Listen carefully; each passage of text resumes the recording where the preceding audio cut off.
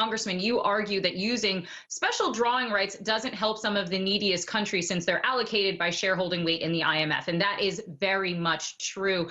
The most money would not go to some of the poorest countries in the world.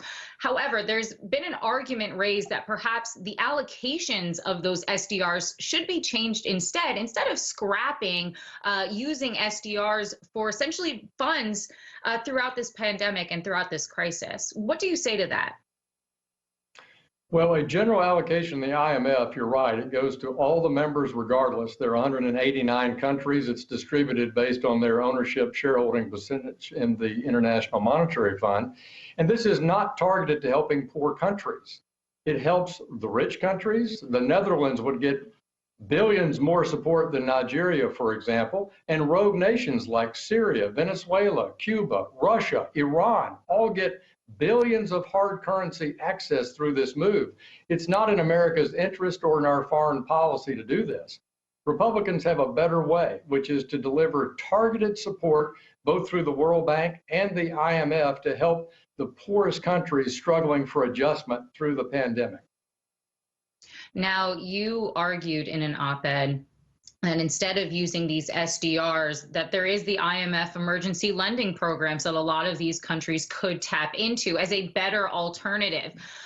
Curious to know then what you say to the fact that A, the IMF has stated repeatedly that it does need more resources to act in times of crisis like the pandemic, and that B, that frankly the IMF is struggling to deploy the resources that they have. Only 10% of its capacity was deployed throughout the pandemic. So that doesn't do too much good there when it comes to these struggling countries. What then do you say to those criticisms that are made about those lending programs?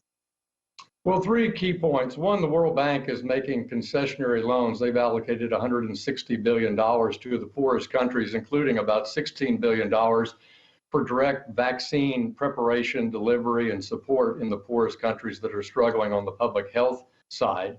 And the IMF has suspended payments on many of its hard-hit client states. And the G20, the richest countries in the world, have suspended debt payments for many of the most struggling countries. So they are taking action. I do recommend that the trust funds be used for this kind of a short-term help of the poorest countries. These already exist in the IMF. I would advocate for more resources for them. One can do that through contributions through the member states or through exchanging, giving their SDRs, their existing surplus SDRs to support those trust fund operations. By my estimates, there's $40 billion of excess SDR access among the European nations alone. So there are alternatives to a complete general allocation as being proposed by Secretary Yellen.